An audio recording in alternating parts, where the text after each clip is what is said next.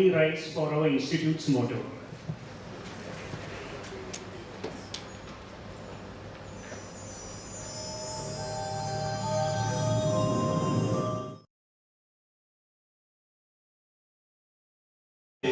सुप्तेषु जागृति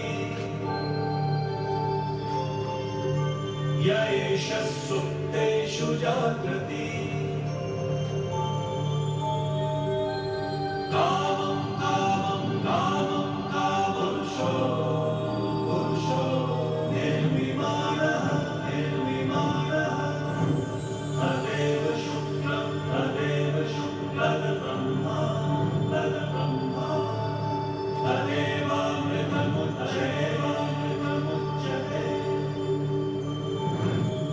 तस्मिन् लोकः तस्मिन् लोकः शिवः सर्वे तदूनात्यर्ये कश्चनात्यपि कश्चन एतद्वैता एतद्वैता एतद्वैता एतद्वैता एतद्वैता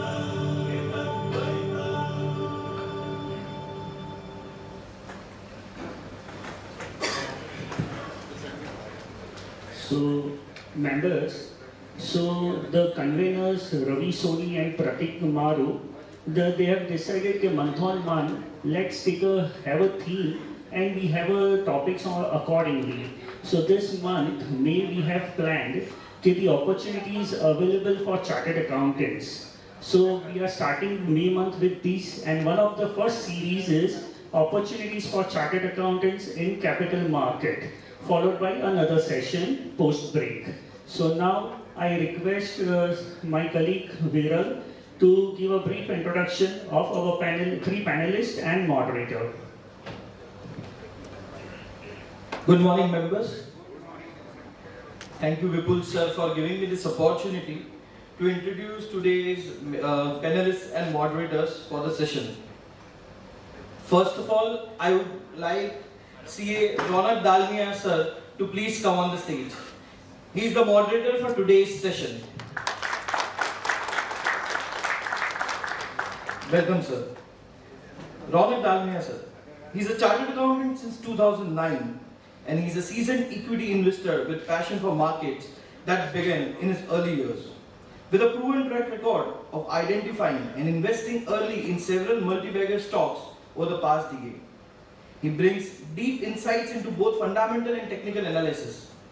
Recently, Sir has founded a new startup alongside fellow chartered accountants named Clinito, combining entrepreneurial spirit with professional expertise to bring innovation to the cleaning industry.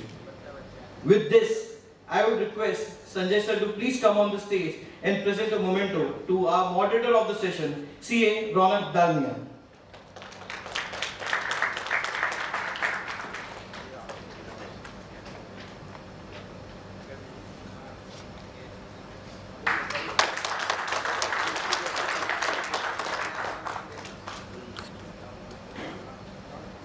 Also, I would request Pradeep Bhai to hand over a receipt of CABF fund contribution done on behalf of Ronak sir. After the moderator, it's time to invite the first panelist on the dais, CA Miten Lathia sir. Welcome, sir.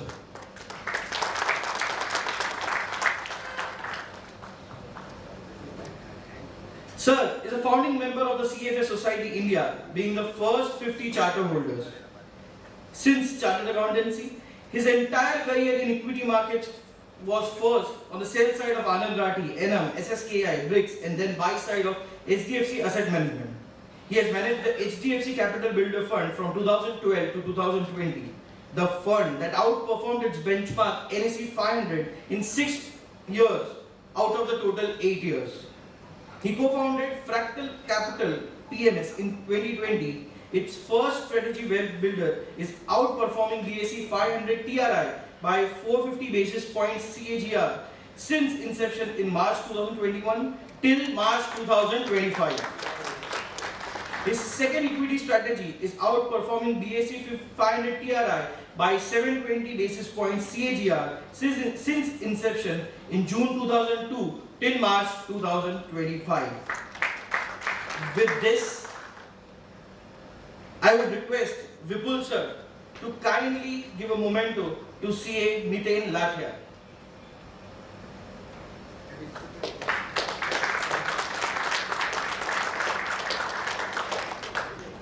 Along with the memento, I would also request Vipul sir to kindly present the receipt of contribution done on his behalf to CABF fund.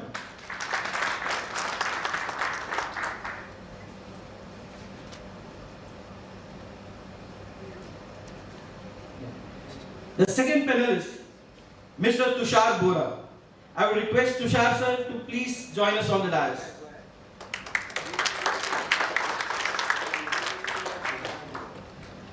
Tushar sir has 13 plus years of cross-functional, cross-industry work experience.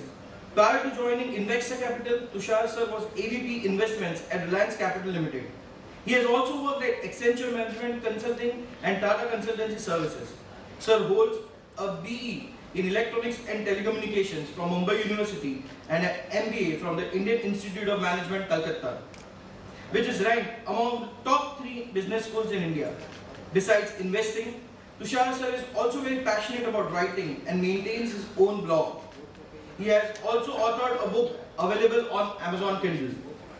With this, I would request Vijay sir to come on the dais and present a memento to our panelist Tushar Bohra sir.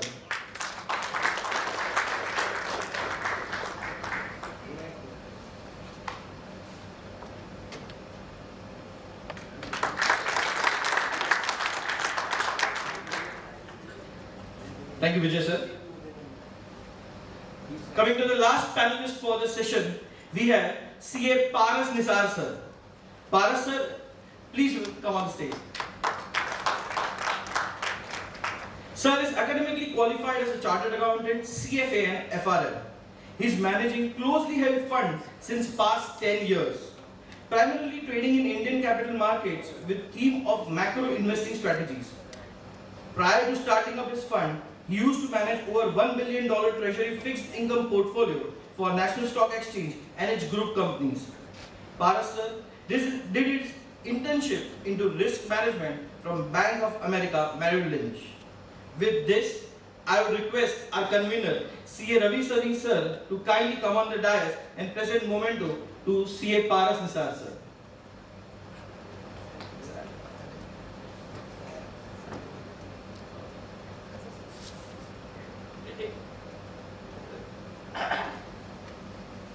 I would also request Sanjay sir to please come on the dais and present a receipt of contribution towards CABF fund done by BCAC on behalf of Paras sir.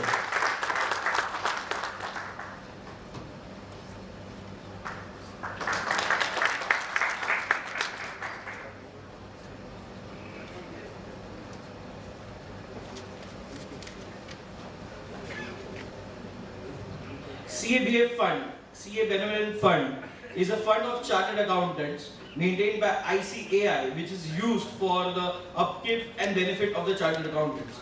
So, it is our tradition that whenever a chartered accountant speaker is here for a session, we present a contribution towards that fund on behalf of the speaker to the ICAI. With this, I would request moderator and the panelists to take the charge of this session. Thank you so much.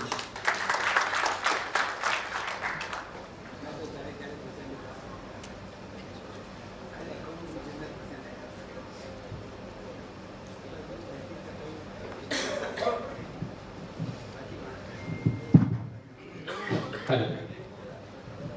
Good morning, everyone. Good morning. Yeah. So today's topic is opportunities for CAs for capital markets and impact of US tariff on the various sectors and economies. So we would divide the session in 2 parts. First topic of opportunities for CAs for capital markets, and then impact of US tariffs on economies and companies and sectors. So I would straight away shoot my first question to the panel. Sir, today in today's markets, everyone is so excited about investing and all. So, what opportunities do you see for CAs professionally?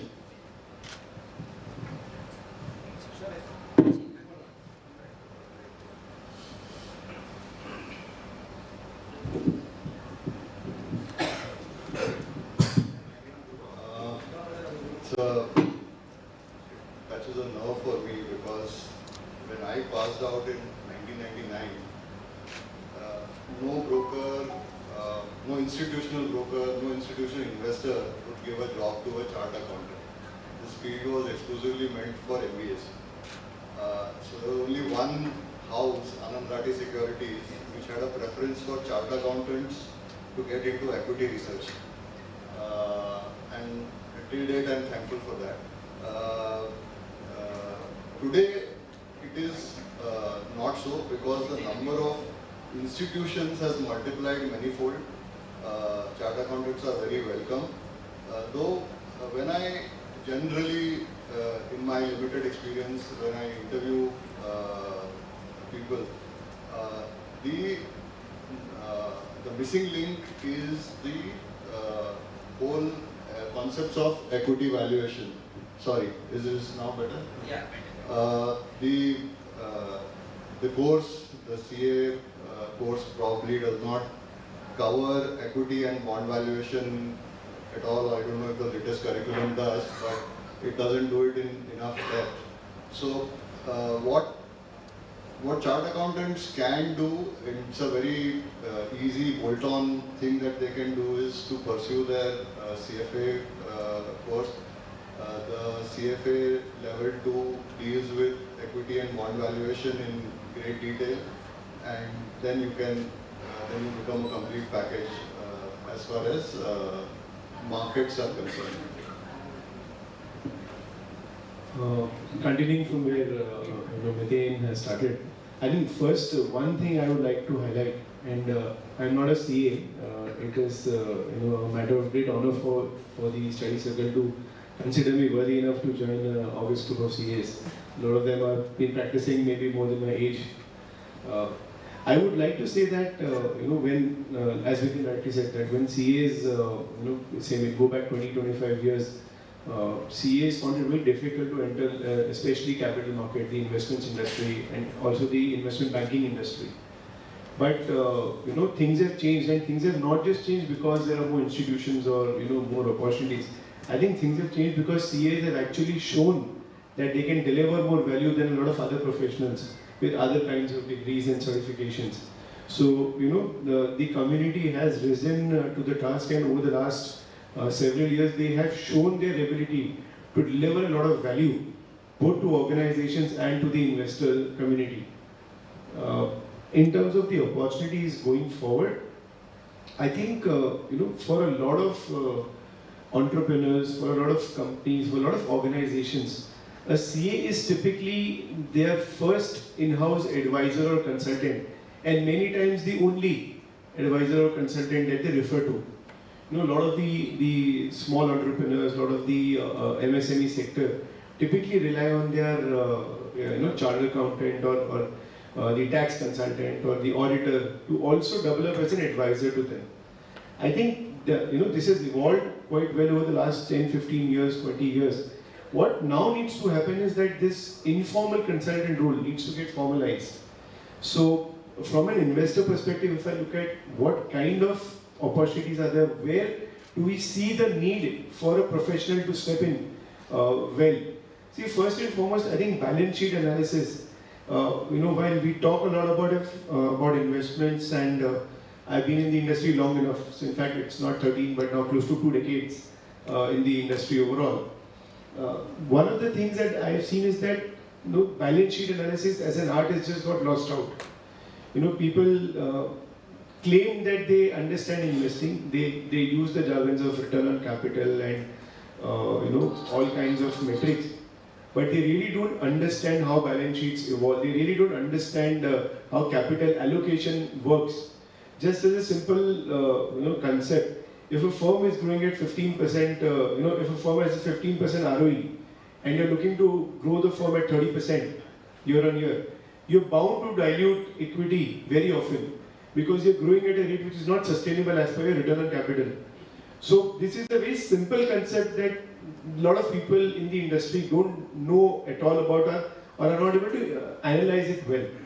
I think CAs have a big role to play because balance sheet analysis is ingrained in the profession. You know, whether you're on the audit side, whether you are in a transfer pricing side, whether you're in markets, this is one thing you have to do. And I think CA should take on the mantle of making sure that this gets done more professionally and more people are able to come up the curve with better balance sheet and financial statement analysis capabilities. The second area where I think that really you guys can make a big difference is forensics. Now we hear a lot about, in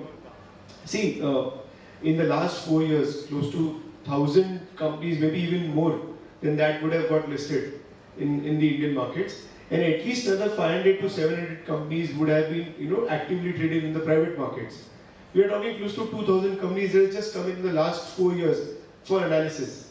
The market already has more than 5,000 listed companies, right? That number could be 6, 7, 8,000 depending on how low you want to go down the curve to invest. The point is, if I really analyze one company every day, it will take me maybe more than 10 years, maybe much more than that, to really look at every company once. By the time the first few companies that I've analyzed have already moved to a very different level in their business and the overall value curve. And in one day, you really can't analyze a business, no matter how simple. Something that has taken years to build cannot be analyzed in one day. So, alongside financial statement analysis, one very important point is forensics. CAs should be able to really, bring a lot of contribution in this field. Even today, I know a lot of the institutions that are coming up the curve, the smaller PMSs, AIFs, individual HNI investors, family offices, they really don't have the resources or bandwidth to invest in forensics. And therefore, we go by narratives. I mean, I can bet that among the 100 peers that I know on the investment side, not even one would have read more than 10 DRHPs. And certainly not more than, a few annual reports in their entire career. It's just not possible. There is just not enough bandwidth. And what happens is, therefore, narratives get pushed up, a lot of average companies get pushed up, and which eventually lead to a lot of capital destruction and opportunity cost for the, because if one bad company is getting capital, it also means that one good company is getting denied or starved of that capital. So that is another area where CAs can play an important role. I think the third area that I feel is a major issue for us as institutions is to get good professionals to manage the operations and the compliances, which again, something that CA community can really take up the job much better than say an MBA or a CFA, because you have a much better understanding of or conceptual clarity on corporate law and the softer factors that are required to manage operations and compliances. So from an investor point of view, these are 3 or 4 aspects: balance sheet analysis, forensics, operations, compliances. These are very pivotal to the investment mandate. From an entrepreneur perspective, and I'm sorry for the long opening comment, but from an entrepreneur's perspective, capital management and really ensuring that as these organizations start tapping equity markets earlier in their life tenure, to prepare them for the journey and to really become a formal advisor to them. This is again a very, very important opportunity that CAs have to play. Good morning, everyone. Both the speakers, Miten bhai said that CFA has a combination with CA, and Tushar bhai said financial statement analysis. I would just like to give you a broad context why CA as a portfolio manager can be a very lucrative option. If you see, we have only 5 to 6% of our population investing in the capital markets, whereas compared to in US, almost 55% invest in equities. We have over here 1,500 registered investment advisors and portfolio managers, as compared to 15,000 registered investors, registered investment professionals in US, and more than 350,000 portfolio management firms is there. So as you compare, as the GDP grows, the incremental wealth that will go into the capital market is tremendous. US is 6 times of our GDP, and as we increase our per capita GDP, the incremental, obviously real estate is our basic necessity investment which we all have done, but as and when the incremental wealth which is going to bring in, the capital management as an option for any CA professional to go into it, it will be a very lucrative option. So you will see more and more funds coming into the capital market. Thank you for good insight of the how opportunities can come up for CAs. To lighten the mood, I would just quote an investor on balance sheets. So balance sheets are just like bikini. It hides the important things but exposes a lot. So just to, if you understand. So never mind. So Tushar, Miten bhai and Paras bhai has come up with very good opportunities. So I would first start with educating how CS can educate the general people or about investing. How just like Gensol Engineering, one of the cases came up where the promoters spined off the money from the company. So how we can avoid this kind of situations, sir?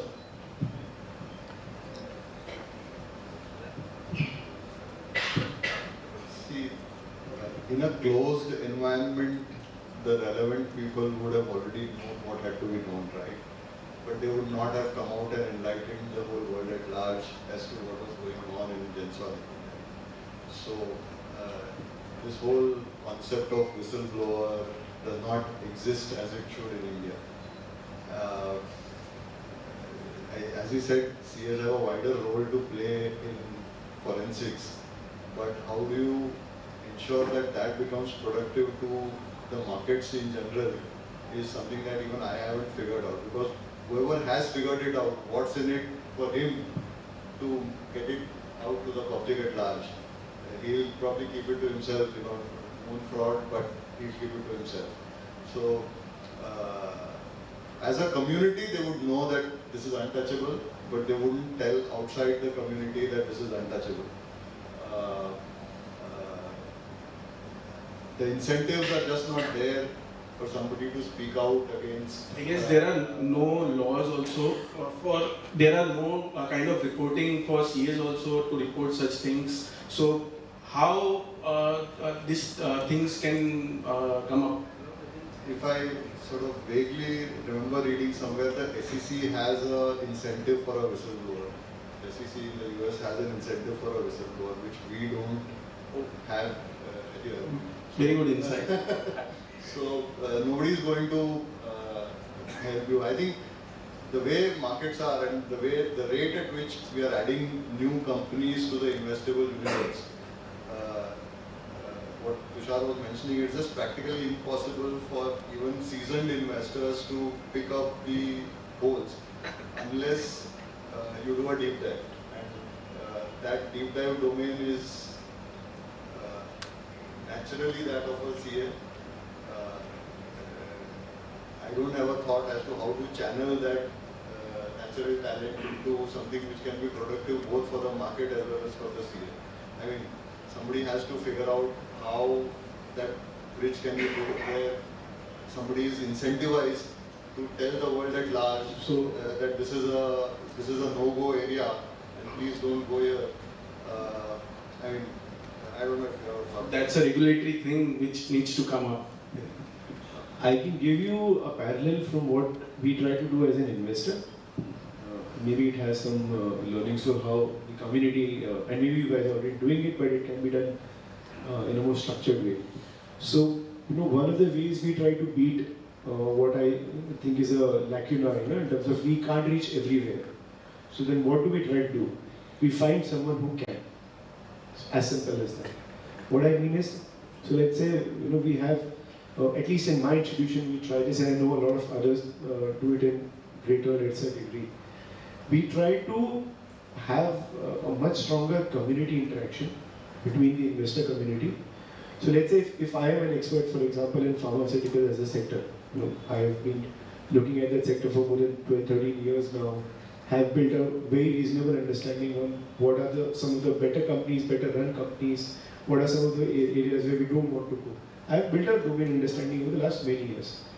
Likewise, there will be someone who's an expert in defense, someone who's very strong on manufacturing. There's someone who's been reading balance sheets on and on and on for the last. So let's say one of the examples is Sunil Singhania is a very well-known example, among the investors in buy side, who's extremely well known for his balance sheet reading capabilities. So different people bring different skill sets. What we try to do is we try to exchange ideas more often and try to increase each other's learning. So if I spend say 15, 20 years getting good at something, you need not do that. If I can explain my learning to you over a few interactions over say the next 12 months, we meet every month once. If I interact with you, you'll pick up in 12 months a lot more than what you would have on your own. Likewise, I learn from your skills and your domain experience. What we can do as investors with different backgrounds, CAs can do much better with a very common background and a very standardized way to look at things. Whether it is audit, tax, transfer pricing, internal audit, advisory practice, or markets, or merchant banking, valuations. You take any field, there are a set of standard protocols. And then there is a set of experiential involvement. What I mean is that as you go through a lot of companies, you realize what are some of the good things, good practices and bad practices. So the community today shares that, I believe, more informally. But if you can formally start to do that, if you can formally start to have a repository of what kind of practices have evolved over time, which are good practices across, let's say, a recognition of capex, when do you recognize it in the balance sheet, whether you write off your expenses or not, what kind of inventory management policies you have, so on and so forth. So on different areas, a lot of experiences evolve. Once they start to get shared between the CS, see, because like someone said infamously, for good or bad reasons, typically a lot of organizations, when they go wrong, the CFO or the auditor or the CA is complicit in that. If not because they've actually done something wrong, but also because they have not been able to get the entrepreneur into the right direction. Because, to be frank, most of the startups that have come up, a lot of people are starting early in their career, fresh out of IITs, fresh out of IIMs, people with very limited corporate experience, with actually no understanding of how compliance is and these kind of things that need to be done. They have even no understanding of what a board means actually. For them, a board is basically 4 more positions to be filled by the family. So these are areas where your guidance or your advice can be very helpful. And I think within the community, if you can evolve a set of standard repositories or parameters that each practicing CA has access to, and maybe even beyond that, if you can publish something. See, I know a lot of activity does get done by the CA community, but unfortunately, I am not able to recollect a lot of thought leadership from the community, which has gone beyond and outside of the community and it becomes wider thought leadership. I think India has more than a few million CAs, I would say, easily. 4 lakhs. 4 lakh CAs. No, I'm sure that's the number. That would be it. Well, then you must ask the institute to increase the passing rate. But 4 lakh CAs is if every CA is in touch with at least 10-15 companies or 10-15 entrepreneurs and even a few investors, collectively we are talking, a lot of the Indian corporate landscape essentially gets touched by the community, if not close to 100%. So if you guys can start to create a thought leadership with all the work that you're doing and publish a lot more, that might be very helpful to the outsiders. Good thought on that. So, just on your chainsaw engineering, the first question that any layman or a retail investor needs to ask is whether there was any research analyst report on that particular company. There is a vast universe of small cap companies where there is no research at all. The basic check factors that you can have is you can avoid that companies Because in a bull market, we always see there is a herd mentality. One person goes and everyone follows them. So that's a very basic check mark. There was no research analyst to cover on that company. So to sum up, One thing on Gensol, if I may. I have known that promoter for a few years now. They had first come to us for funding for Blue Smart. I think back in 2019 or 18, sometime around that time. We had almost invested them, missed it. Anmol came across as both the brothers came across as very, very passionate individuals. And they had obviously a domain understanding, and they had a way to convince you that they know a lot more than what they probably did. Right? So I'm talking about someone who's been in the industry long enough and savvy enough to see through a lot of promoters. Even I, when Gensol came in for the preferential about 3 years back, I think, even I, knowing that, probably if, let's say, what they're saying, they will certainly not meet 100%. How much they will miss, I don't know. But they have a vision, whether it is flawed, whether they can execute, know in due course. But the guy has a vision, he has a passion. And I had invested at Gensol at one point of time. I made money, I got out. I have never recommended it to anyone because what we do with our capital is, we can take all kinds of risks. I might throw it in a lottery for all we know. But as advisors, as ambassadors for the industry, we have to be very careful what we recommend. But even when I was investing, I knew that this is a trade at best and a risky one at that, but it might make me a lot of money because it's part of a momentum theme. The theme was playing out there. The guy had passion and he had the ability to convince people. And I got in, got out, made my money. When I got out, I knew that this, the ship is turned because whatever they promised during the first preferential that they will execute, they did none of that. And that was the point when I basically said that even as a trade, this doesn't make sense for me anymore because it's clearly something that's not right. So what I'm saying is that people tend to go wrong. Both these founders had extraordinary capabilities. Had they stuck to what they know and focused on execution, this could have been a great company. There's a reason a lot of people were backing them. And it's not that all of them had vested interests. At some point, the promoter focused more on the money aspect and how to get rich quickly himself rather than how to create an institution. And that is what happens with a lot of these guys who want to get rich quickly. yeah. So the flamboyant lifestyle of the promoter cost it, right? So to sum up, I would say that for educating the society, the CAs can play a vital role, wherein they can, as our panel rightly said, there should be informal discussions on how the companies are performing and how the promoters visualize their businesses in next decade or so. So if we informally discuss, we can definitely educate our fellow members and the society at large. And as Miten bhai pointed out, we should start a campaign that we should incentivize the person who comes up with the fraud check kind of. So that is a very good point given by Mr. Miten. Somebody should represent to SEBI that 10% of the penalty collected from the culprit should go to the guy who pointed it out. So as the incentive. So that's how when incentives work, they work. So in my personal life, I follow 4 things. I follow first promoter, second business, third debt structure, fourth valuation. If one of the things doesn't match, I don't invest. So in this case, it was trending on Twitter. So the question you should ask yourself is why someone is selling this company on Twitter every now and then. There was frequent fundraising things. There was resignations from the top management. Those are the red flags which you should be aware of in investing in any company. So that's all from my side.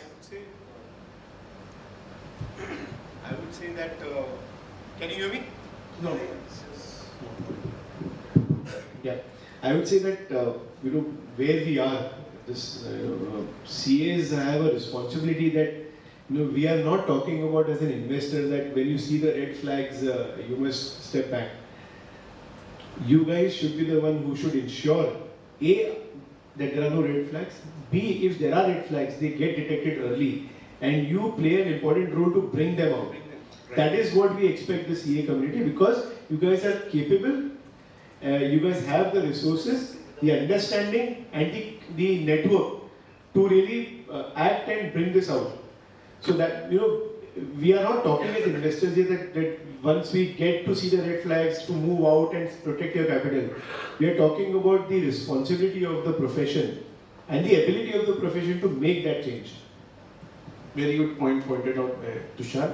So, moving on to the next next question on opportunities for CA. So, how would a CA can start up those who have passion for equity markets, but they have been practicing in taxation field, but they want to do an entrepreneur kind of thing in advisory? How would they go about?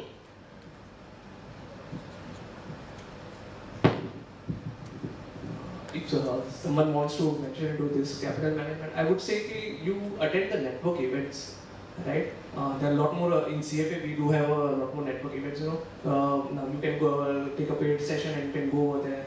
Not many professional, good fund house speakers comes over there. You can network, you can share your cards, and you can learn from them. So that is one aspect where you can reach out to them, and you can there are other investors. Conferences are there. You can go out there and you can manage, and then obviously as a CA practicing CA, you might be having your client base. You can start to pitch out them, and then you can start. It's a very basic. I'm talking about very basic thing. How you want to start the capital. You can because they trust you and they can hand you the money, and then you can start from there.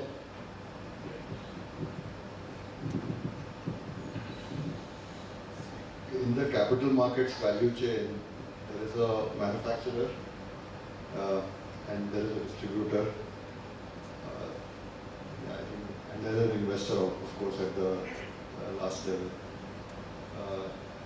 If you look at opportunities, the least entry barriers are at the distributor level because it practically requires no qualification other than networking. So CAs by definition have the trust of whoever they interact with. I mean, their clients trust them, right? That's why they are their clients. So distribution is the easiest thing for a CA to do. And it has very low capital requirement. You can just get a certification from NISM and then start working as a distributor of financial products. Manufacturer is a very complex subject. So most products where you need to be the manufacturer of that financial product, whether it's a PMS or a mutual fund or whatever in AIF, requires a minimum capital level for an entry threshold. And also beyond that, it requires a certain amount of pedigree, a certain skill set, which comes after many years of being in the profession.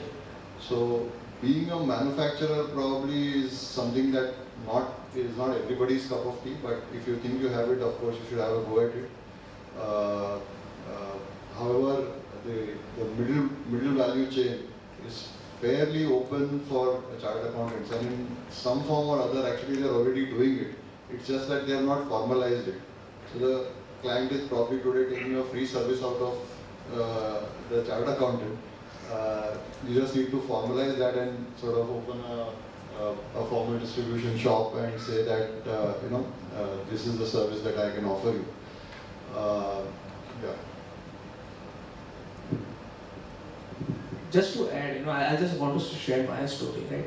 I come from a very conservative family. No one invests in the equity, right? When I left the job, I pretty knew that I wanted to do this thing. So yeah, but there was no support from the family, right? Because everyone thinks a stock market, it's a gambling, right? They always think of that thing. So, but ultimately I had to follow what I had to do. I just put all my savings into this. Whatever I had from my job, just put into this, eventually grow it out, spread the word, discuss with everyone, and slowly, steadily, reference with the references, I got the money from the other investors and I grew my own capital, right? So you have to start from somewhere to get it. You just can't keep researching about it. I'll just add, in terms of my own experience. So I started my career as a consultant, and I shifted from management consulting to investments, somewhere after a few years of consulting, into a completely different career path. Most people won't be able to, relate the shift from consulting to investments. But I found a way to do that. Consulting is essentially looking at parameters for an organization inside out. You're not so much worried about the share price. You're more worried about how you will grow the revenue, how you bring down the cost, improve the profitability. What are the drivers for the organization that can make that change? As an investor, you're not so much worried about the drivers. You're only worried about the share price. What the price is today, how it will move in the next 1 year, how it has moved in the last 2 years. But in one way, they are two sides of the same coin. What you affect, the parameters that you affect, the drivers of the business that you touch as a consultant are the same drivers that will affect the share price that you are then looking at as an investor. So what I tried to do when I switched career from consulting to investments is just to have a 360-degree view or a differentiated perspective how I look at the investment profession. And I've survived for more than a decade here, so obviously it has worked out well. The same way, if you are, let's say, so I'll take it two parts. One is if you're starting your career. At the beginning of your career, it's just like clay, you can mold it into anything, right? A fresh CA is no different than a fresh MBA or a CFA today. You can start your career in any one field and gradually work towards where you want to be. But assuming you are at a lateral level, you want to shift from audit to investments or from tax to investments, you have to think that what is the perspective that you can bring differently in terms of analyzing the companies, in terms of your own investments, and in terms of advising the people around you. What kind of a differentiated perspective you can bring. See, because if you don't have a different perspective, let's say in India, there are cricket players in every street, but only 11 in the national team. The same is true for every profession. The same is true for investment community also. We have investors now in the hundreds of thousands. Every conference that I attend, you have fresh 21, 22-year-olds. Their family has a lot of money. They are suddenly, running their own family office. They have no understanding of how business is done. But so you don't want to be entering in a field and be one among the hundreds of thousands, because there is no good. Especially if you're joining at a lateral level, you don't want to be coming in with an average perspective or an average value add. So you need to perfect something to the extent that you are so good at one particular thing that everybody else should come to you for it. So even if it is tax, even if you start by giving a perspective on taxation practices of all the listed companies and identifying where they are going wrong, what is different about, say, let's say a Reliance versus a TCS versus a small cap company, even that if you start with, and you are smart in exchanging views and networking, everything else people will come and teach you. You don't really have to go anywhere. But you need to be really good at one particular thing, if not more than one. That is the first point. The second is, I think we must all start by managing our own capital well and apply, so the beauty of portfolio construction is that it doesn't matter if you have 5 CR or 50 lakh or 5 lakh or 5,000 CR. The portfolio construction technique remains the same. The basics are the same. If you are able to practice those basics on your own portfolio and generate better than market returns, I think you can do that for the portfolio of your clients or the people around you. And in fact, to complement what Miten said, the CA is by default, the first point of contact for a lot of entrepreneurs and businesses. And even today, I see most businesses don't have an understanding of managing their own capital, let alone investing capital in other businesses to generate returns. You can start from there. You can start by getting their capital optimized. You can start by explaining to them that there is world beyond real estate. Most of the investors are either invested 150% in their own business or are invested in real estate. And equity even today is largely based on tips. If I tell you something that can do very well in the next 5 years, you won't call me again. If I can tell you something that can give you 20% tomorrow, you'll call me every single day. So that is how people think even today. And I'm talking people who have years and years of experience, professionally well qualified. Some of them could actually be very good investors themselves, but they've never learned. They never cared. So you can start by educating the people around you, but first and foremost, you start with your own capital. Show that you can manage your own capital well. Then advise the people around in your ecosystem. Make sure that you are able to get them up the curve. And then you can think of a much broader scenario overall. But certainly, there is enough and more opportunities for CAs in the investment community. One particular thing I want to highlight, I think maybe not more than a decade back, mutual fund industry itself was not more than 10 lakh crores. Right? Maybe 10, 12 years, thereabouts, right? Today the mutual fund industry is maybe 60, 65 lakh crores. And the AIF PMS industry itself is now more than 10 lakh crores. The key difference is, you have maybe 30, 35 mutual funds, maybe 40 mutual funds that are managing 65 lakh crores. And you would have thousands of AIF and PMSs that are managing this 10 lakh crore. And as this 10 goes to 20 and then 50 and beyond, this number will only multiply. So, and each of these institutions needs a compliance officer, needs an operations guy, needs a fund accountant, needs someone on the research side, needs an ecosystem around them, needs a professional software to manage all the trades and investments, and so on and so forth. The number and nature of opportunities are only going to rise. What you do need to understand is where you can fit in the entire ecosystem. Not everybody can be an investor, but then investment is not the only profession in this country. In fact, outside of a few hundred people, I don't know anyone who has really made tons of money in just being a full-time investor. Right? So, investment should be taken as a way of life. You start with looking at your own capital and see that if market is generating 15%, I with all the educational background and the experience and the interest and passion and analytical instinct, can I generate more than 15%? If not, then my money is safer in someone else's hands. If yes, if I am really able to do much better than the markets, then I start to think of how I can professionalize this skill or capability. So, like I said, investment industry research is just one part.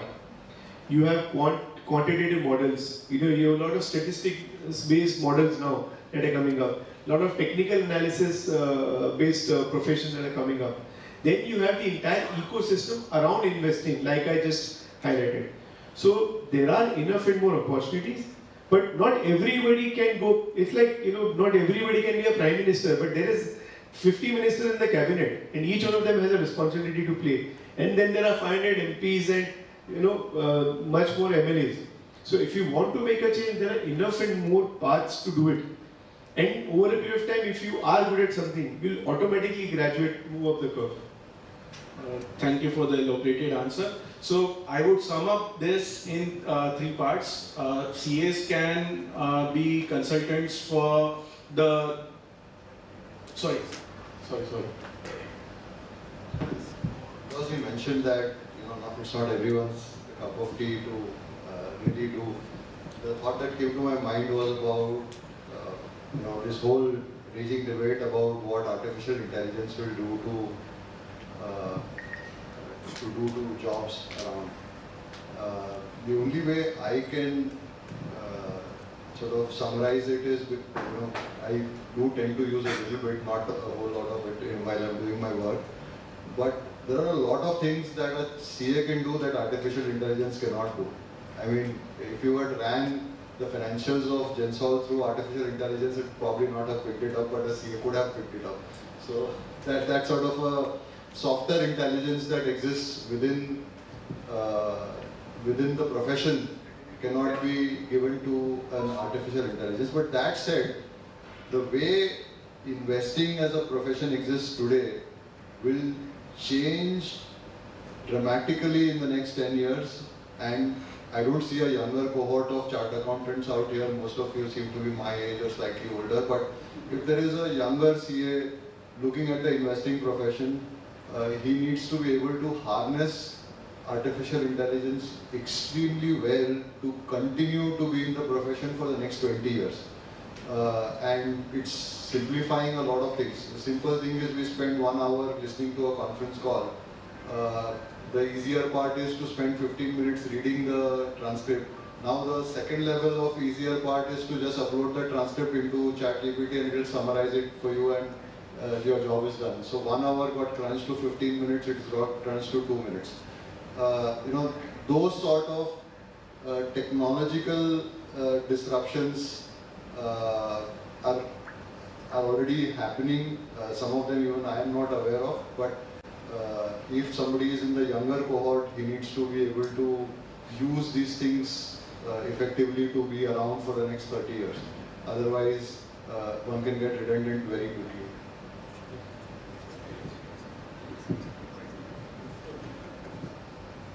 Yeah, just complementing to what Miten said, the AI-powered robo-advisors which are in the works, basically in US, Vanguard and Fidelity are, they have the algorithms set, they mimic the benchmark with a very low fees for the asset under management, and there are various types of robo-advisors with thematic skills which have been covered, So this kind of influence of technology will really, we have to see how it impacts us and how we can survive with it.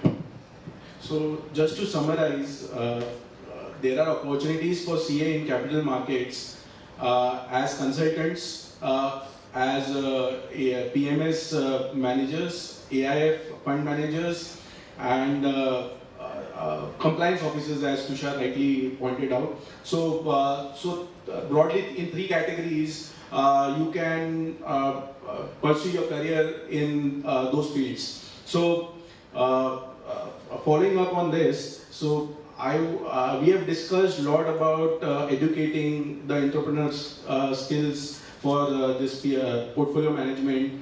Now I come up to the personal level of opportunities for CA. Since we are running out of time, I will just ask Sulevanu. Without understanding anything about the matter, without understanding anything about the company. I think we just concluded, don't go on the tips.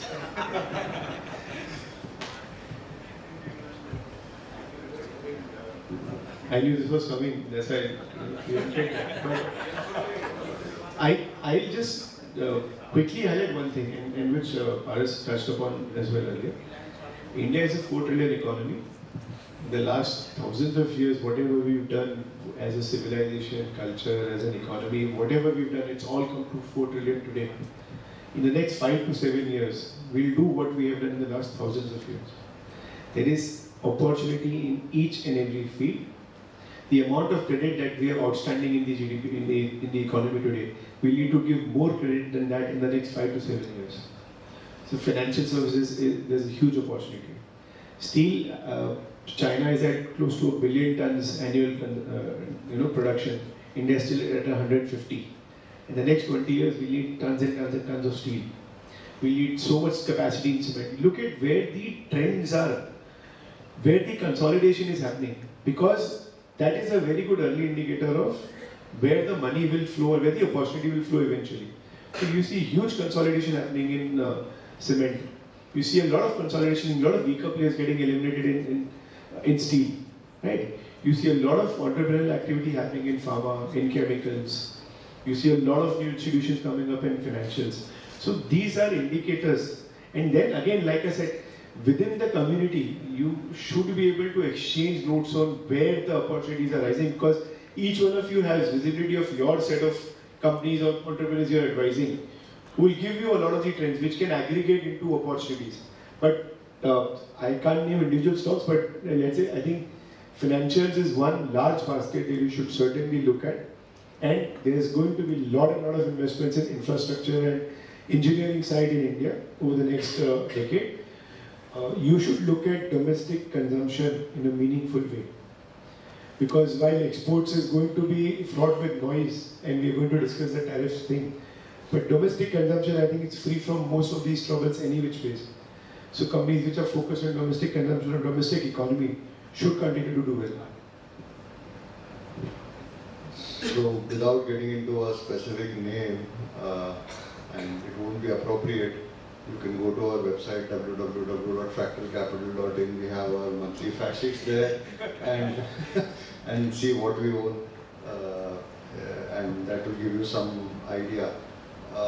The only thing I can say is that Su Levanu is a function of how old you are. So in your 20s, I would say you invest in a way that you don't get sleep at night. But in your 40s, you invest in a way that you can sleep peacefully at night. So it's more of a function of where you are in life than anything else. So we would just take 3 questions from the audience on the opportunities part, then we will move on to the next topic.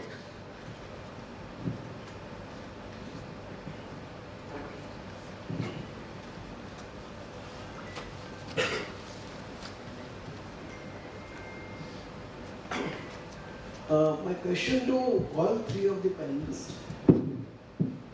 When we are looking, chartered accountants are extremely good at the number crunching. And they have very analytical skills to examine the financial statements. But when we see today, like take the example of Adani Group, which was troubled a lot by the report. Now we have a Gensol, then we have a Satyam. Like we have many investments which are sold in the public domain as of the unlisted shares.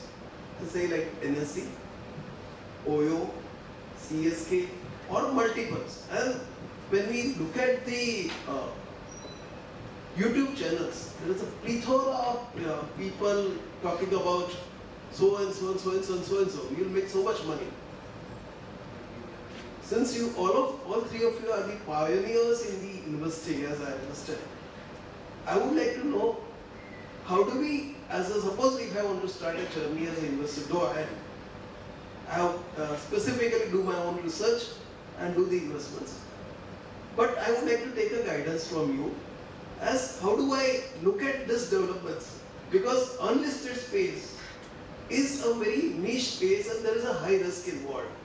Like we are talking about the NSC coming out for a public issue. Every now and then it gets deferred. Same thing happened with the OYO also. CSK or NSDL. So it's like the sectors are different. But how do we analyze as the advisors? That is what I would like to seek your opinion on. Thank you.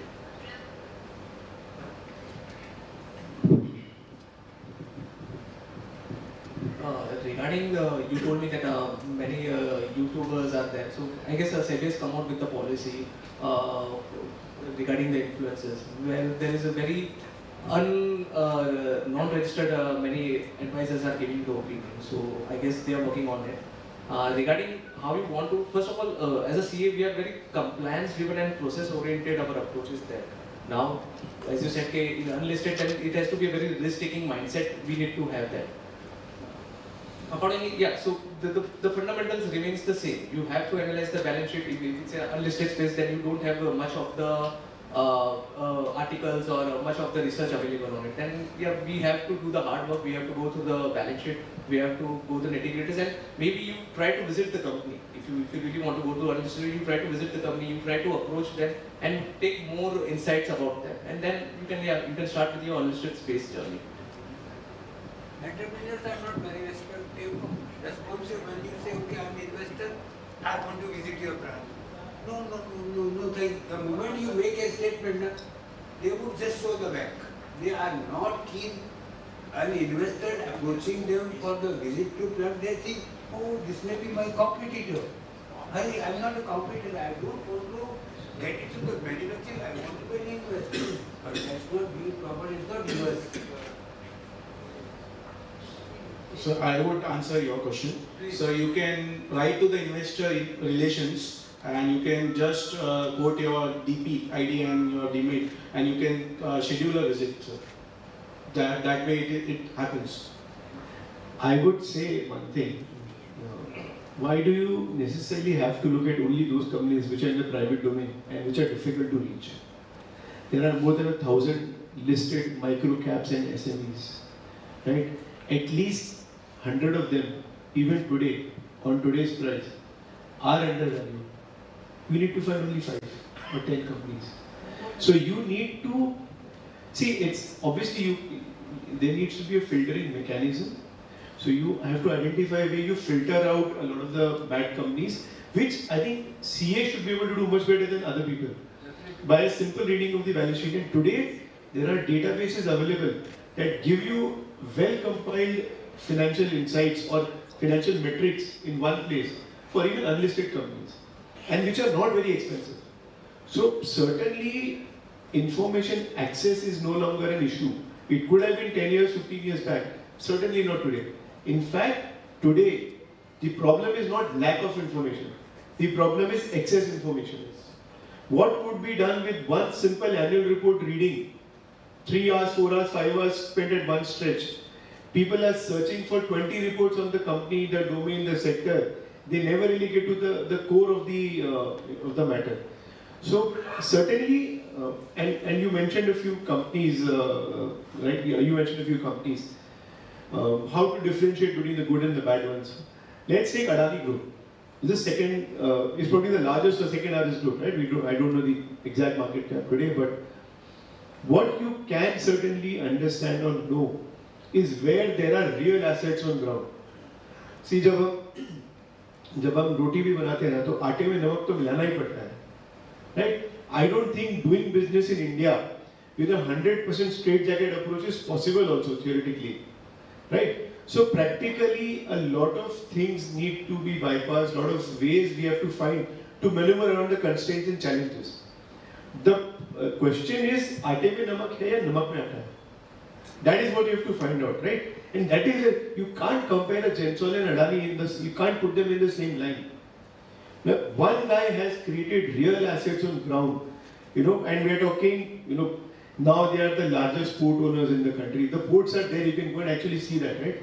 They are the largest cement capacity. They've acquired capacity which was being built and run by someone else. They've acquired, let's say Ambuja and ACC now. Now, you don't need to really question whether ACC and Ambuja exist. The question was Gensol, whether the plant was, was actually there or not. With the larger companies, that is not the question. So you have to first and foremost understand what company you are analyzing, where they are in the value chain, what kind of visibility and demonstrated execution capabilities they have on ground. And the larger the companies are, the more data points are available. And the publicly listed companies certainly have most of the data points that you need for analysis. Plus, if you don't have the data, like how the courts work, you may leave a lot of good companies, but one bad company should not enter your portfolio. You have that as your mindset. But even with that approach, I can guarantee you that you need not more than 20-25 stocks to construct an average portfolio. You will get those stocks. Even today, at current valuation, whatever PE multiple you have as a constraint, and assuming that you are not looking at 101% compliance, but even a 90% will do for you, you will get your companies. Just to be sure, your question was you wanted to do private market investing, unlisted company investing, and hence the whole. Correct. So, 25 plus years in the investing business, and I still stay away from unlisted companies. So that's all that I can tell you about unlisted companies. And the reason is very simple. As an investor, what I can do is, what is in my control is the price that I pay for the business and the person that I invest with. So with most listed entities, with public market entities, I will be able to find a third party who will be able to vouch for the promoter. So जब तक नियत नहीं पता चलती है तो नहीं करना. So if you can't get a third party to vouch for the ethics of the promoter, you can't invest privately with that promoter, right? So, and that is very difficult with private companies. I mean, as I see it, I don't clearly have a way to do it still.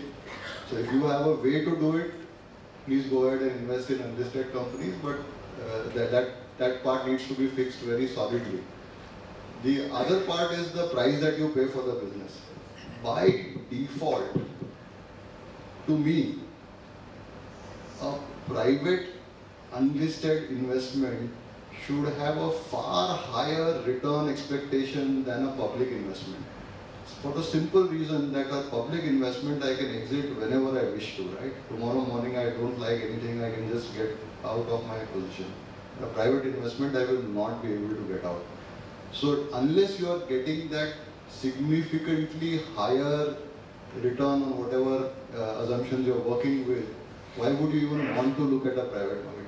So most people I see in the private market investing universe are just in there for the appeal part of it.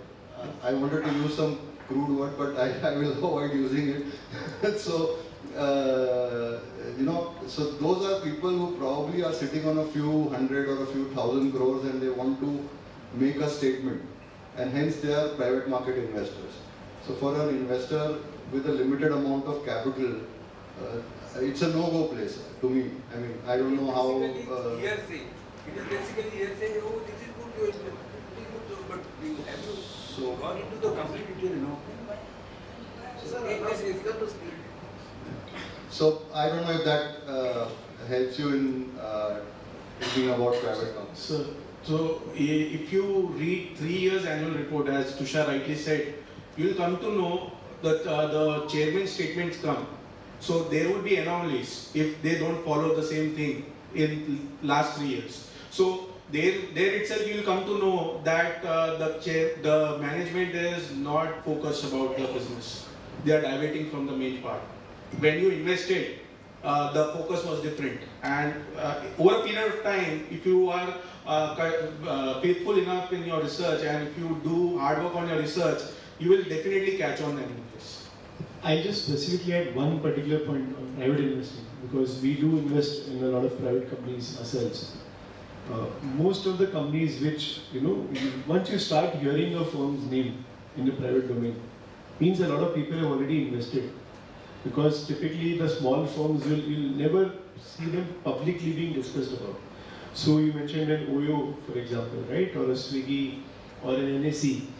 At the point at which these companies become popular in public appeal, while remaining private, the opportunity in most cases is already behind to invest. So from that point, they will not, like Miten said, they might not be able to generate the same kind of return, risk adjusted, for you. If you really want to get to private investing, you need to do two things. If you have to do it, you need to do two things. Have a basket approach. So you cannot invest everything in one company and assume that, expect that it will succeed. You should invest in 10 equally good companies, let's say, and know that of these 10, 3 will absolutely fail and your capital will go to zero.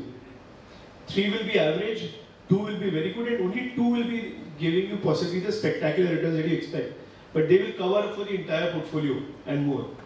So if you have that kind of an approach, the next step is to identify what companies you can reach out. I would say you guys should use your network. I mean, the network power that CA community has is mind-boggling. Any and every company that you want to talk about. In fact, you don't even start with the company name first and then start doing the diligence.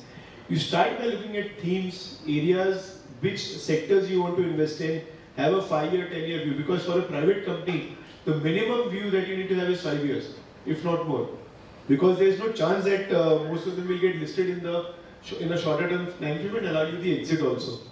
So once you identified those 5-year, 10-year opportunity areas, then you start by looking at what kind of larger companies are there, what capital they've created, what kind of growth they've shown, and whether that can be replicated in today's day and age by some of the smaller firms. Then you talk to people in your fraternity. Even a small company needs a CA, needs a cost accountant, needs a compliance person as company secretary. Even a small company will have some vendors, some suppliers, and so on and so forth. So, if you know which domain to look at, which areas to hunt, and you are a little bit savvy in terms of Googling, knowing which smaller companies are doing well, even 50, 100 crore companies would get covered at some point somewhere. If not in the media, certainly in the private circles you would know.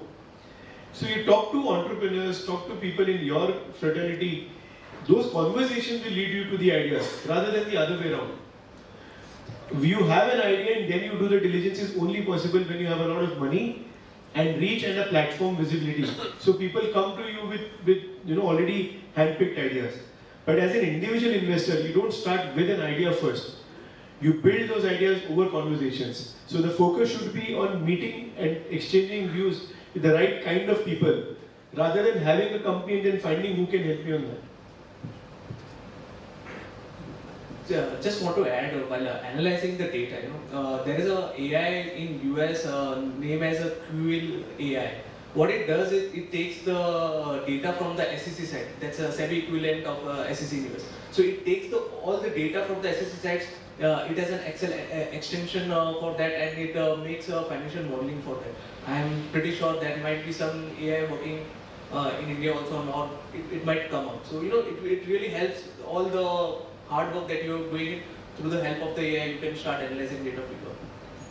One personal experience I'll share, as I passed out my CA in my early years, I just looked at one parameter. I found one company which eventually became one of my biggest winner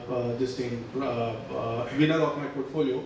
So the market cap of that company at that moment was 25 CR and the bank balance was 95 CR. So most of us are very good at all those things, right? You are getting a company at 25 CR and the bank balance, and with zero debt. So if the company is wind up, I will eventually get 4x only on winding up. So eventually it went up to 30,000 CR market cap in 10 years. So it's all about patience. It's all about courage also, how you position yourself in that bet. And the last part, you have to, the market will be volatile and you just have to keep your nerves. You just can't chase the price. You should know the value of your company. That.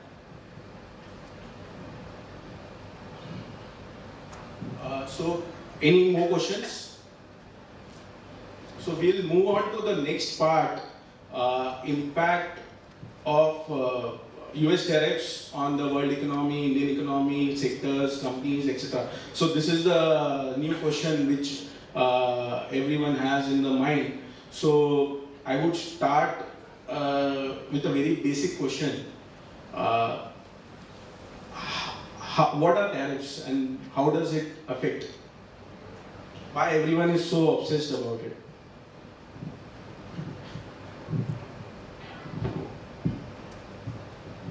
So I'll be conscious that we've used the entire time in the first conversation itself. So we'll try to be more brief here. But this entire tariff war is like it's like a WWE, right? You have two people who are fighting and exchanging blows. With every incremental blow, one of the parties will get hit. Eventually there will be a winner, but both parties will be worse off. So that is what tariffs will do to both the economies, or all the economies on both sides of the table, right? So, see, there is a very simple, economic concept, which is that to analyze any event, you have to look at not just the short-term implications and on a limited set of participants, but you need to look at the longer-term implications on all set of participants. So, which is what most people are not able to do. See, the other thing is that whatever happens in the short term will end up overestimating the short term impact and will end up underestimating the longer term impact. What's happening here is that US has run a leveraged economy for last several decades. They had the ability of being a reserve currency status to print as much money as they wanted to and somehow get away with it.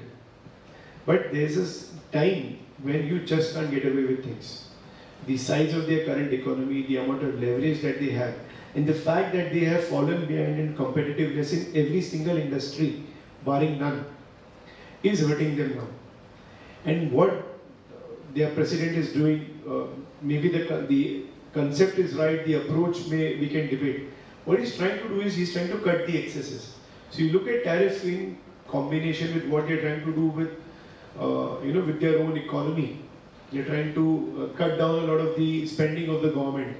They're trying to, get out of a lot of the immigrants and see that more local jobs are created. They are trying to reduce or rather increase the competitiveness of their currency. In terms of so what's happening today is USD, the dollar index was 110 just over a month back. It's now come down, and I think you'll see that over a medium term, the US currency will get devalued further. There's this concept of de-dollarization that is going to happen that will have far-reaching consequences over the medium term for everyone. But for now, sticking to tariffs, what US is trying to do is trying to get every country to the negotiating table by slamming the tariffs because they can do so today. Because they are the largest economy by far, and they are the largest trading partner to most countries, and they are able to push these negotiations. What they're trying to do is they're trying to make, get down, or rather realign their supply chains and increase the domestic manufacturing. So this is, from a concept standpoint, the basic thing is they're trying to slap every person who is more competitive than US in terms of cost structure. They're trying to artificially increase the cost for that particular country. But what they can increase is only the cost the consumer pays, not the manufacturing cost for that product. So if, let's say, if you're buying a car in US, made in China or made in India, tariff will not increase the cost of the car for India or China. Tariff will increase the cost of the car for the US consumer. So whatever they do to hurt the other geography, they will certainly hurt their own geography, their own economy first. And any new manufacturing that needs to come up, the bigger the plan, the longer it takes to execute. So you can be assured that you will not see any material shift in supply chains in Trump's tenure for sure.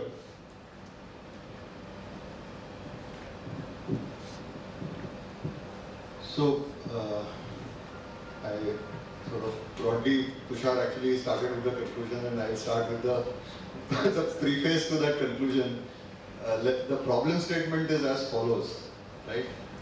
The US imports $3.3 trillion worth of goods.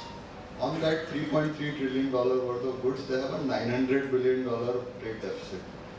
The $900 billion trade deficit is because the US says that I have a 0 to 1% effective custom duty on the goods that are coming into my country.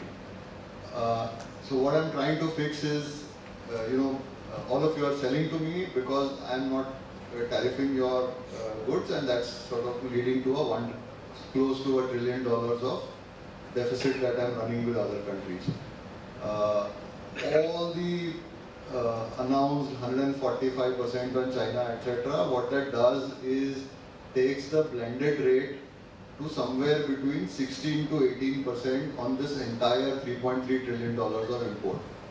So if one were to then put the problem statement is that Trump is looking at 500 to $600 billion of custom duty collection by virtue of the tariffs that they have announced. I'm not sure if they will get implemented or not implemented, but this is as things stand today. If everything is implemented in 90 days, then you are looking at a $500 to $600 billion of custom duty collection.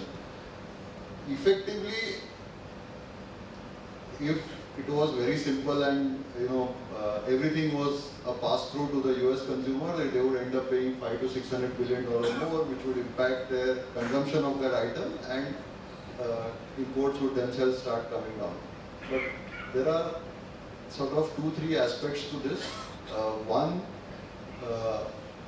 Trump thinks, and his advisors have told him, that this $500 to $600 billion of pain will be borne by 3 parties.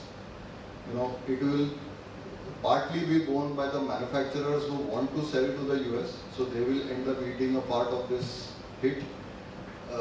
2, US consumers, of course, will feel the pinch of this tariff and they will consume less, and that would sort of also bring down the pain of this $500 to $600 billion of goods. And 3, of course, some part will be just outright more consumption impact and payment out of the pockets of the consumers. Where it settles is game theory, and lot of speculation, so I don't think I'm in a position to say where this will settle, but this is how the problem statement is defined to me. Tushar actually put the conclusion first, and that's the easy solution that the US sees out of this is to just let the currency depreciate.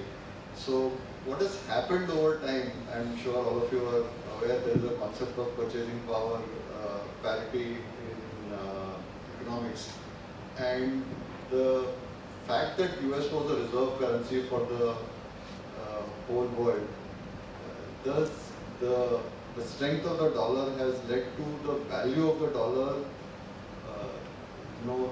tending to go far away from where purchasing power parity says that it should be. So for example, versus the Chinese yuan, the nominal exchange rate is 7.3, but the purchasing power parity is 3.6. So that's almost like half of what the exchange rate is. Versus the Indian rupee, the nominal exchange rate is 84, but the purchasing power parity is 20. So that's like 1/4 of where it should be. So where it is right now.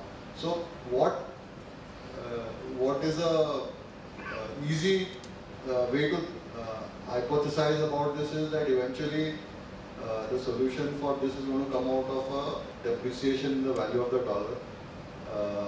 Over what time period? If it happens too soon, it will be a shock to the system. If it happens over time, the pain will get distributed among various parties. So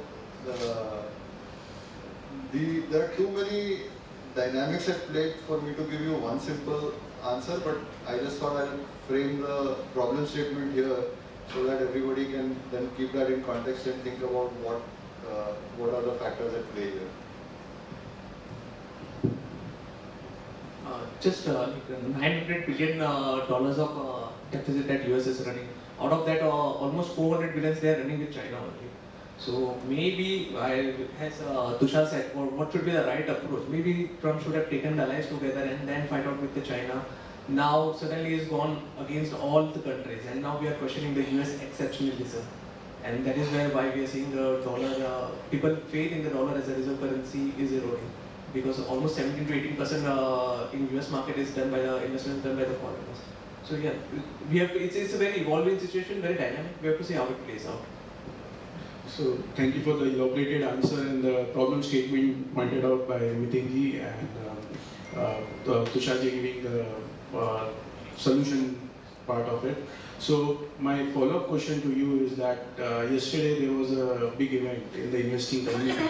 Mr. Warren Buffett retired from Berkshire Hathaway.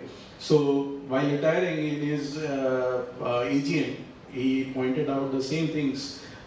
He said that he would be more interested in buying other currencies rather than only betting on dollars. So what's your take on that?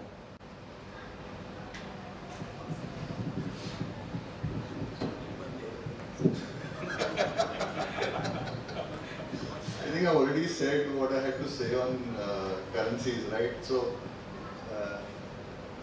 there are reasons that purchasing power parity does not work because the movement of goods, the movement of capital, the movement of labor is not 100% free, and hence it's not a scientific concept, but logically over time things should tend towards that, and he sees how uncompetitive the US has become to manufacture anything today.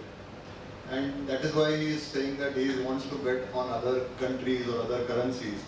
And given that all his capital is US dollar denominated, he sees the need to diversify that outside of the US. One point I think Paras mentioned was that a bulk of that deficit that US is running is versus China, and it's surprising that it took so long for the US to realize what was happening. China has practically invited this tariff war on itself. While they were benefiting from exporting to the US, they have shut out all avenues for American companies to profit out of Chinese consumer. Walmart has practically exited. China's Amazon is Alibaba. China's Google is Baidu. They have not let. It's not give and take. It's only take and take. So this doesn't have a ending where one can say that there will be a give and take and things will end peacefully. What is happening, as I see it, cannot continue to infinity. So there has to be a significant disruption to the way things stand today, especially vis-a-vis China. If I were to think about India, I'm much less concerned because it's a good give and take relationship that we have. Maybe it's not in perfect balance, but it is pretty balanced. We've allowed foreigners to invest, make money out of India, take it back as well. So not so much of a worry. I'm sorry, what was your question? It was about Mr. Lofe saying. So you mentioned balance. It's a very, very important factor to everything in life, right? Any and everywhere there is any kind of an excess built up in the system, it always causes pain when that excess unwinds, right? Whether it is leverage in our portfolios, whether it is leverage in corporate balance sheets, whether it is over-investing in any one relationship, and so on and so forth.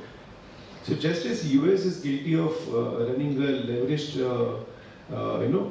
consumer economy, the local consumption has been largely financed by debt and by other countries in many ways. Likewise, China has been guilty of overcapacity creation. They have created capacity, not just for themselves and maybe some bit of exports. They essentially today have the capacity to satisfy the global demand in almost every industry. And the fact that like Miten highlighted, China has a closed economy relative to other countries. They have a lot of unfair trade practices. Plus, they are not reliable, in terms of from a geopolitical standpoint. Any kind of reliance that on China that has been built up over the last many decades has to unwind. So just as on one hand you have an unwinding of the US consumer leverage and the government's leverage, on the other hand you will have an unwinding of the Chinese capacity creation, which will cause immense pain in China. And both these are large enough economies globally that any pain to them will reflect and seep through the global supply chains, the global trade. So I think one thing we must certainly brace for in future is that they're going to be in a permanent state of excess capacity creation. So every single industry you will have redundancy in capacity, because India will today say that we need to serve our own interests. So we will expand our capacities. US now suddenly thinks we are not competitive and we are too reliant on China, it's a security concern. So they will set up localized capacities. Then Europe will come and do it, then Japan will do it, and so on. So this is a phase, this has just started. We will not know until the next several years how this plays out.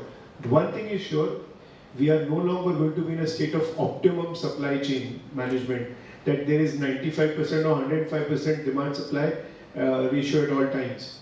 We are going to be in a state of permanent overcapacity eventually, and therefore any and every product will end up becoming more cyclical than structural. So you'll have phases when a particular commodity will be enjoying a price benefit and the industry will do well, and then you'll have a phase. So virtually a lot of industries are going to become more cyclical now. The second thing is, I think India is well placed amidst all of this. We are one of the only large economies that has a well-developed exports and which has a lot of growth potential. We have a well-developed agri-economy and which even today there is a lot of room to improve productivity further and more value addition, but we're still large enough and largely self-sufficient in most of the products. We have a well-developed services economy, and now we are obviously increasingly getting to a much better contribution from manufacturing. We have a very large domestic consumer base, which is not very highly leveraged, compared to the top other top 10 nations in terms of leverage, I think India would be very well placed in terms of the debt to GDP for public as well as from the government's perspective. So in every way that I look at, India runs a more balanced economy. Whatever happens to US and China, on an overall basis from here, India should only do well. But in a lot of product categories, we are largely going to look at increasing market share in what is going to be a shrinking global trade. So that we must be aware of. Just one example again from healthcare, since I track that closely. The US pharmaceuticals expense or consumption is, I think, more than 20 times that of India's, for 1/5 of the population. I mean, let that sink in. We're talking 20 times. The Indian pharmaceutical market is not small. We're talking $20-25 billion. US is maybe close to $500 billion, thereabouts, right? So, certainly that has to come down. Now, even a 10% reduction in US pharmaceutical market could wipe out to India's from the global pharmaceutical industry. So any Indian company which is leveraged to US will obviously face temporary issue.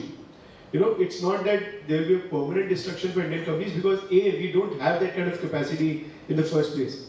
If China is 850-900 million tons of steel, India is 150. Our domestic demand is enough to run the capacities. But for China, the domestic, and they've already created what they had to in the last 20 years. So they don't have incremental domestic demand, and they don't have incremental export demand also, because the world is now getting aware of the geopolitical security issues that Chinese supply chains force them into. So where does that 850 million tons go? In the short run, if US closes its door for China, all that production will come into the global markets, and it will have to be absorbed by someone. It will obviously be at a much lower cost. So in the short run, there will be immense disruption, including to India. We have to look through beyond that disruption, and I think from a currency standpoint, to your original question, I think whatever else happens to other currencies, Indian currency certainly will improve further. The purchasing power parity or the overall purchasing power of the currency is only going to improve from here for India, because we don't have an excess in any of the economies. The only one area where I would be concerned is that India has a very well-established services exports. Indian IT companies, with tens of billions of dollars of service exports, which will come at risk. Because if US starts to cut down its expenditure in a lot of pockets, as they are forced to realign that into capex line items, right? Technology is one of the areas certainly where spending can come down. So that it directly affects Indian IT companies, for example. So there is no one answer, there is no one pinpointing that we can do, and we are certainly not macro experts. What I can say is that if you are looking at India for the next 5, 10, 20 years, we should look at only two things. What is our own current deficit? We should look at how our currency is behaving, and even in the worst of times, Indian currency has largely behaved well. Barring periods of extreme volatility, we've largely done very well. We can build businesses around predicting the currency roadmap, or we have been able to do so in the past. And the third thing you look at is the political stability in the country. So long as these three things remain, a managed current account deficit, a well-behaved currency, and a political stability, I think Indian entrepreneurs will find a way to make money. So, very well presented by the panelists. So, just to your one perfect question, diversifying the asset classes. I think they have been doing for past 1 year. They have amassed almost $350 billion of cash holdings, right? And there is one big question that is lingering many experts over there is about US debt. It's almost 36 trillion debt, and almost 1 trillion is going into the interest. And even if you see the rate value statements, how the servicing of the debt in coming years will be very difficult for them, right? So these are all questions we will see in coming years. There will be major macro shifts happening, because the US debt is totally unsustainable. And either they have to restructure it, either they have to let go of the creditors, or something has to be done. And that is where the why US exceptionalism is again coming into the play, and hence you are seeing the dollar rules and influence, and over and above that you are seeing now the tariff that administration is putting out. So, very well presented by the panelists. So, the next question relating to this thing is, has there any tariff wars in the past, or how it played out? Because is it a COVID-like a situation where you don't have a precedence?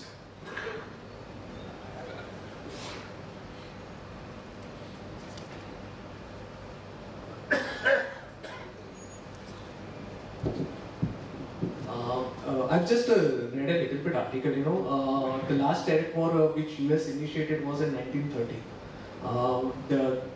In 1929 they had a major market crash, and then they went into the tariff war. Then the US administration went into the tariff war, and the other countries reciprocate very hardly. The eventual outcome was that the depression got much bigger, and there was very hardship and faced by the US people. So yeah, tariff wars, which in the past there was not a good incidents.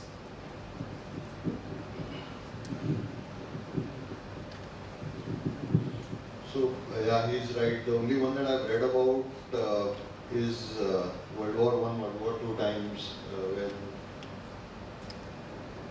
tariffs have been used very actively all the time, but a war, as in people using it to very disproportionate levels, was last seen when I was not born. Maybe most of the people in this room were not born. And systems were very closed at that time.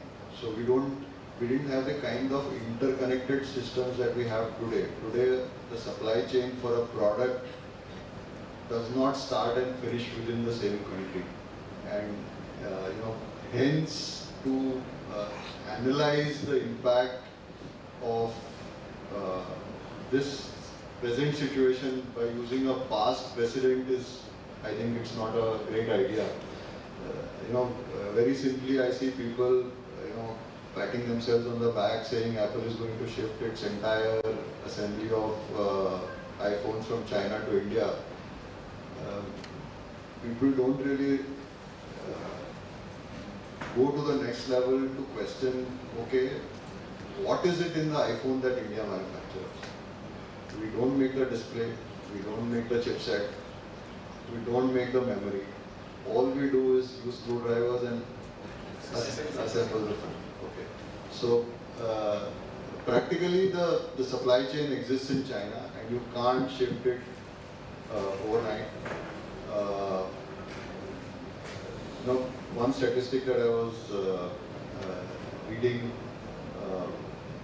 for 36% of US imports from China, so whatever US is importing from China, almost more than a third of that is such that China has a 70% or higher market share in that thing. So now you're talking about replacing someone who's a 70% market share in the product that you're importing. So it's close to impossible to overnight have another alternate supplier, because if there was, then the market share would be 70%, right? So these things will probably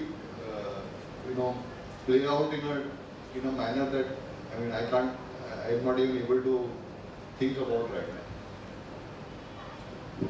I think so while the tariff war, like was highlighted, it's been very, very long since we've seen anything like this. But certainly, what happened in the 1970s and 80s, when the dollar, the gold standard moved out, and then the Kyoto Protocol happened. If I think there are parallels to from that phase, what happened to the other economies, because again it was US which pushed other economies to take drastic steps back in the 80s.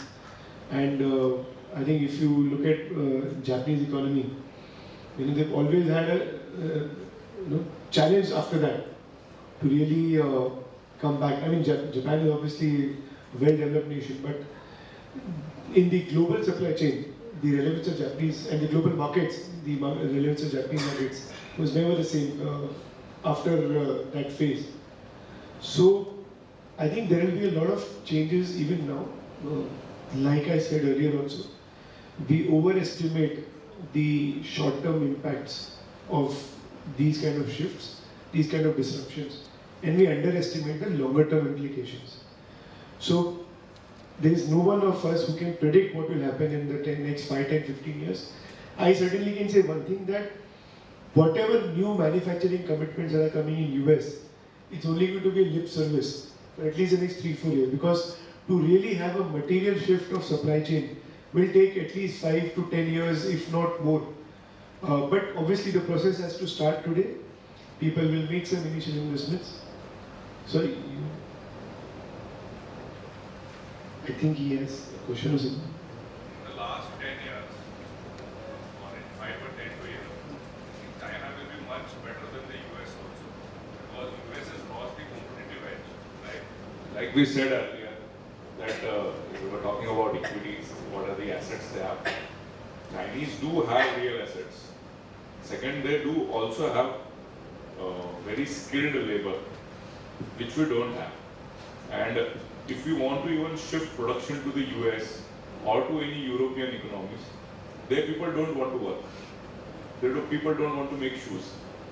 But everybody has 10, 20 pair of shoes. And Chinese are able to do that. So on a reality scale of that, they will never be able to do that. Or it will be very difficult for them to do that. Second, China, say that they have made themselves only expensive. The US being a developed economy and the lifestyle segment, and second, earlier it was observed that everything, if it is US, it is the better thing. That it is made in US, it is the best. Now it is not such that.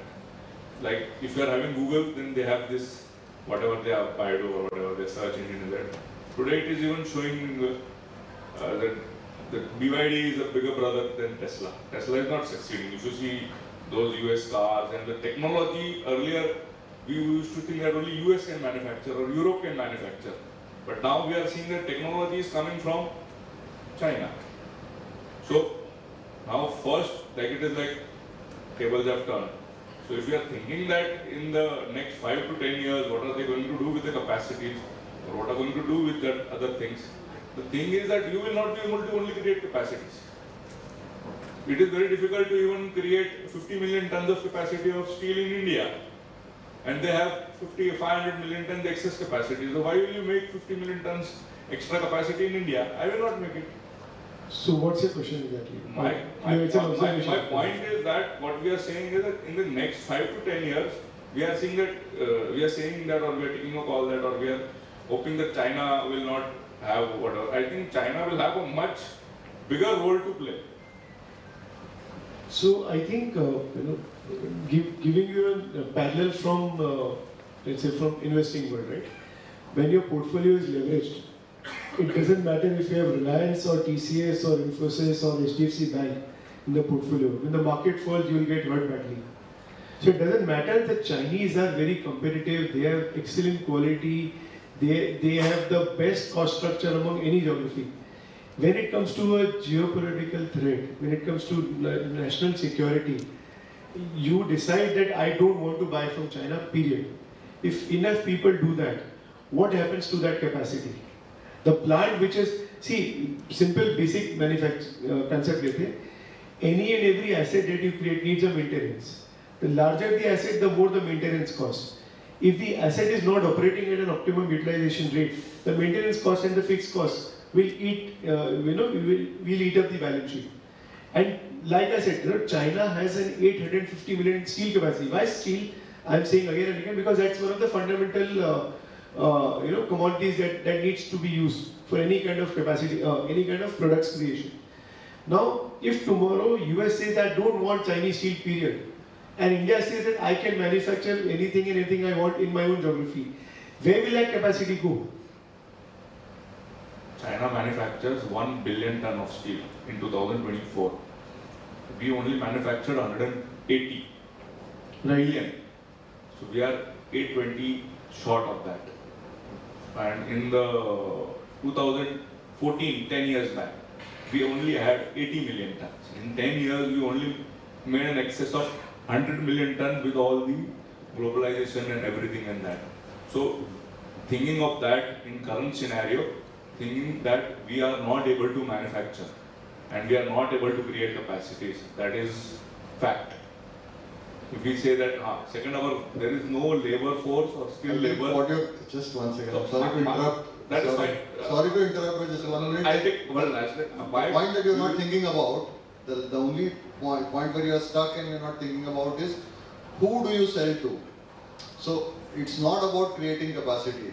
Capacity can be created by anybody. So China today has labor, has the technology, there is no shortage of capital, right? So they can go ahead and create whatever they want. The thing that is missing is trust. So if you think about the next 10 years, and if the world does not trust a stronger China, then who do they sell to? If you have an answer to that question, then India did not set up any capacity for anything in the future. But I think the answer lies in saying that, A, there is a domestic demand that we will cater to, and B, we are a far more trustworthy partner than China is. So if that solves for what you are trying to come to.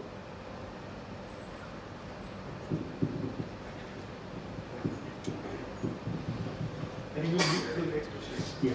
I welcome the second speaker, Jigar Bhai, and I think we have paucity of time, so we can interact, the members can interact with the questions in the session post break. And only one thing, we can take one question, just last one, before we conclude this first session. If anyone has. Yeah, please. How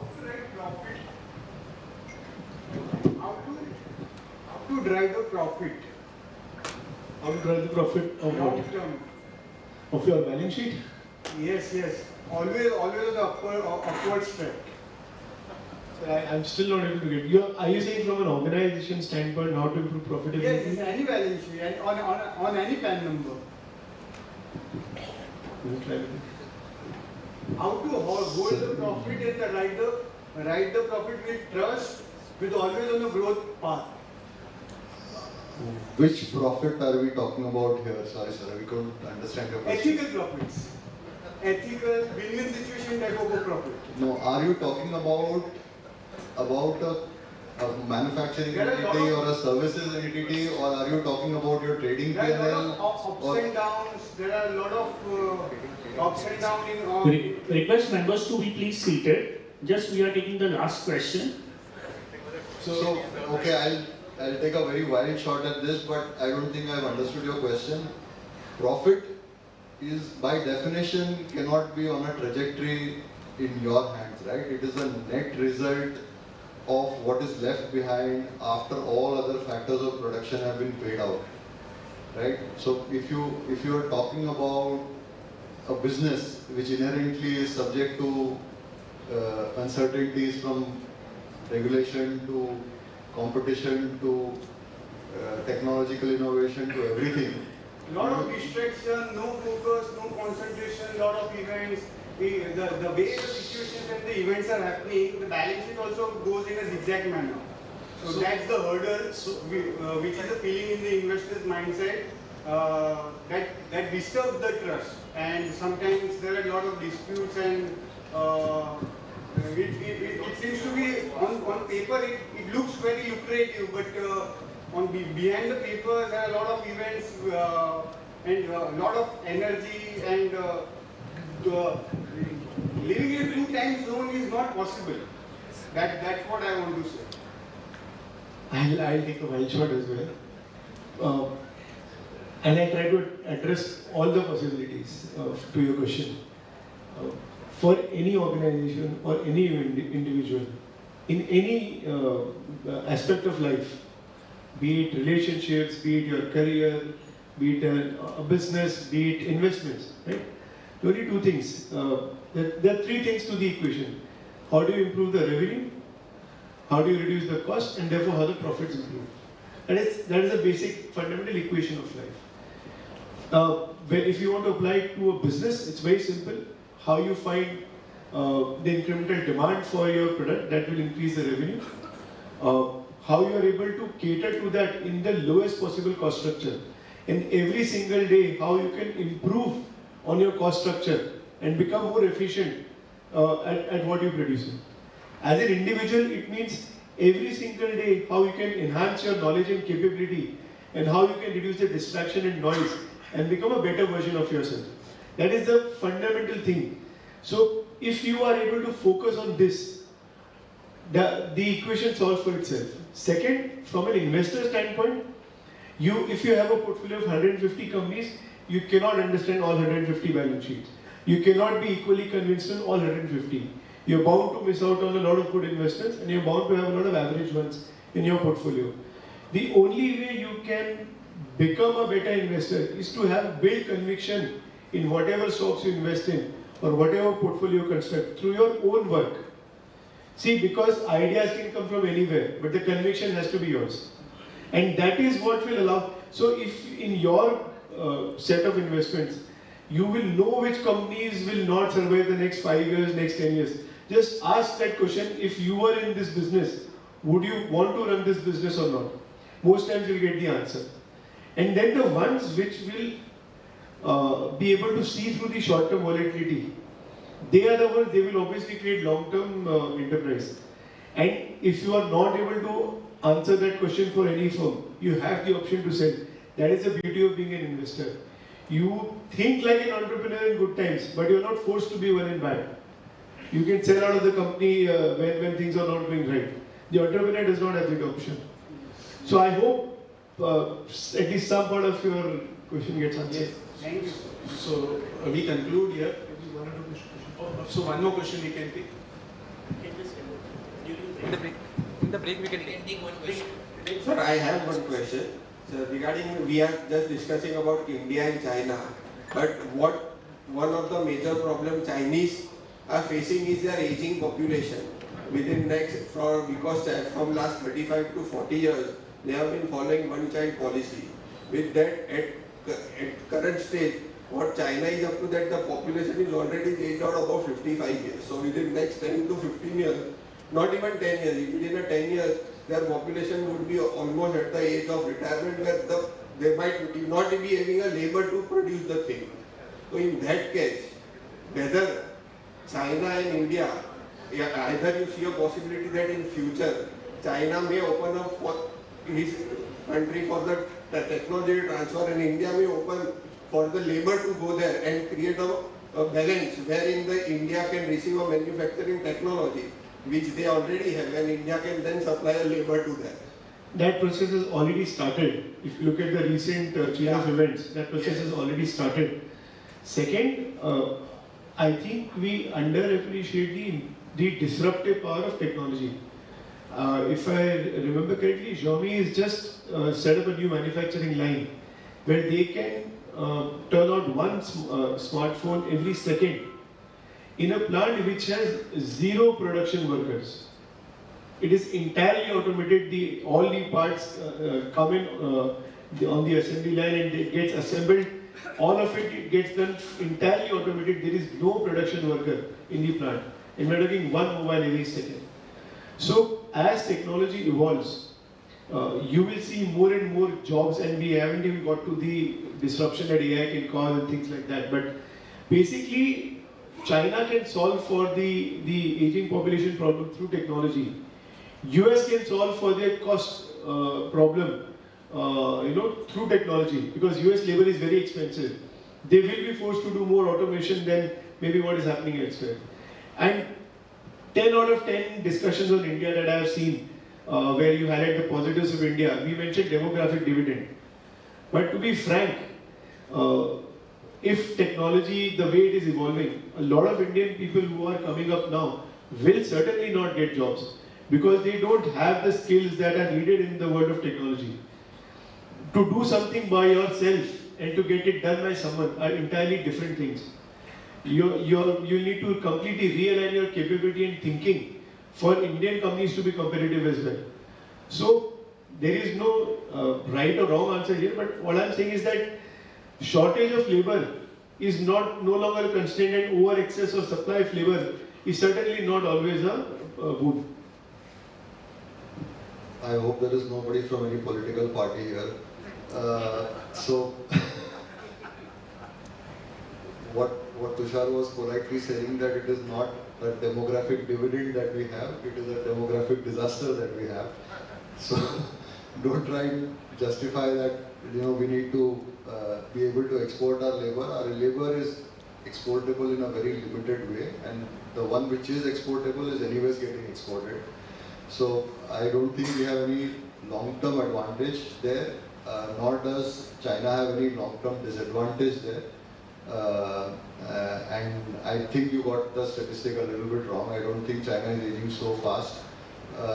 Their median age probably today is sitting somewhere in the late 30s probably. If I recollect that right, I don't know if you are in there. They just passed the hump a few years back. So long story short, there is a very, I think I can't harp upon this any less. There is a very big trust issue that China has with the rest of the world, and there is whatever relationship is possible is only possible in a very limited way. I think the world at large does not want any meaningful dependence on China either ways. So I don't know if that answers your question. You did mention one point rightly though. You will see increasingly a lot more engagement between China and India on the positive side, because as these larger powers, fight against each other, they all need to have some allies or at least some neutral players in the room. And India is certainly the largest among them, who can sit on the same table and talk to everyone. Be it US, be it Russia, be it China, be it Ukraine, be it Israel.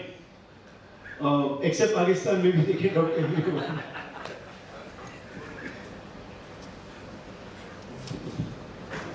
So friends, we had a wonderful discussion, and now I request our Deputy Convener Prateek to just wind up the first session with a well-deserved vote of thanks to all four of them.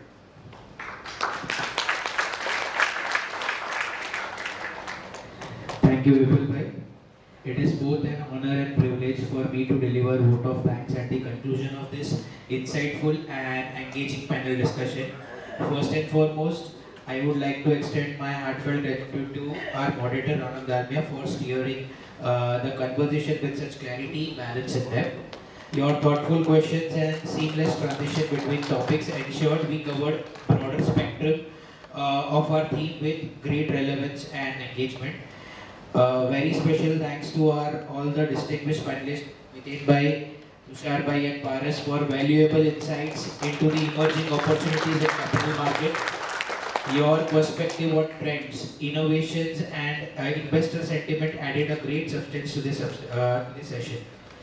Thanks a lot for shedding on lights on impact of US tariff on the capital market. Your analysis of the macroeconomic implications and market response was truly enlightening. Lastly, thank you for taking out time from your schedule and enriching the knowledge of members. I, on behalf of BCSC, extend a heartfelt vote of thanks to the moderators and panelists. We will break for 10 minutes, and after that we have second session. It is going to be on practice development, growth strategies and practice development. Indoor sport का announce कर दे. Indoor sports का.